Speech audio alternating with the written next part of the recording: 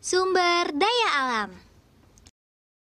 Halo teman-teman, salam Neobi. Ada 3 hal yang perlu kita ingat tentang sumber daya alam. Pertama, pengertian sumber daya alam. Sumber daya alam adalah semua kekayaan berupa benda mati maupun benda hidup yang berada di bumi dan dapat dimanfaatkan untuk memenuhi kebutuhan hidup manusia. Kedua, macam-macam sumber daya alam. Teman-teman, macam sumber daya alam atau SDA itu ada 3 loh, yaitu berdasarkan jenis, berdasarkan sifat, dan berdasarkan proses. Berdasarkan jenisnya ada sumber daya alam hayati dan non-hayati. Apa ya perbedaannya? Sumber daya alam hayati itu sumber daya alam yang berasal dari makhluk hidup. Contohnya tumbuh-tumbuhan dan hewan. Manfaat bagi manusia antara lain sebagai bahan makanan. Contohnya buah-buahan dan sayuran. Sebagai obat-obatan yaitu ginseng dan jahe. Sebagai bahan bangunan contohnya pohon jati dan pohon kelapa. Sedangkan sumber daya alam non-hayati yaitu sumber daya alam berasal dari makhluk tak hidup. Contohnya air, sinar matahari, dan tanah. Manfaatnya bagi manusia antara lain sumber minuman, contohnya air mineral. Sumber penerangan, contohnya sinar matahari. Bahan bangunan, contohnya tanah atau pasir. Selanjutnya, kita akan membahas sumber daya alam berdasarkan sifatnya. Ada sumber daya alam yang terbarukan dan sumber daya alam tak terbarukan. Sumber daya alam terbarukan adalah sumber daya alam yang dapat disediakan kembali setelah habis digunakan. Sumber daya alam terbarukan mempunyai sifat pulih kembali. Dengan sifat pulih tersebut, sumber daya alam dapat terus digunakan. Contohnya, air, tumbuhan, dan hewan.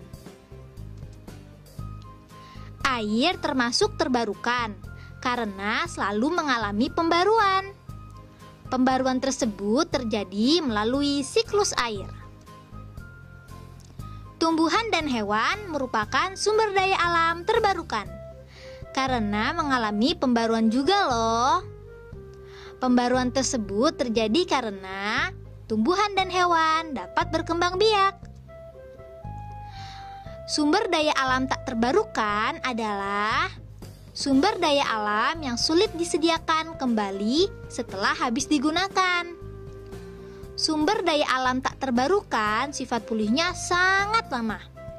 Untuk penyediaannya pun perlu proses yang panjang, seperti pengeboran, pengolahan, dan lainnya. Sehingga apabila telah habis terpakai, sumber daya alam ini sulit disediakan kembali. Oleh karena itu, pemakaiannya harus dihemat ya. Contoh sumber daya alam tak terbarukan antara lain batu bara dan BBM.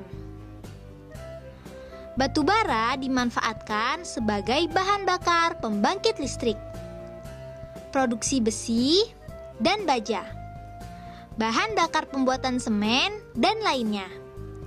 Sedangkan BBM itu bermanfaat sebagai bahan bakar kendaraan, bahan bakar kompor, dan lainnya.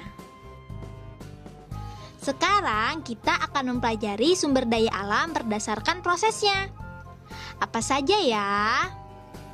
Sumber daya alam berdasarkan prosesnya itu ada yang langsung digunakan dan ada yang tidak langsung digunakan. Sumber daya alam langsung digunakan artinya sumber daya alam yang bisa dikonsumsi tanpa perlu teknologi. Contohnya antara lain buah-buahan, sayuran, dan air.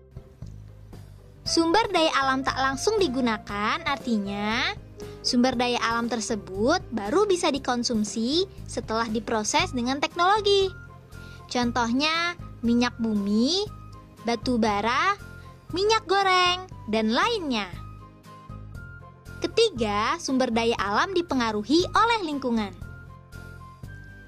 Kondisi lingkungan sangat mempengaruhi keberadaan dan kualitas sumber daya alam.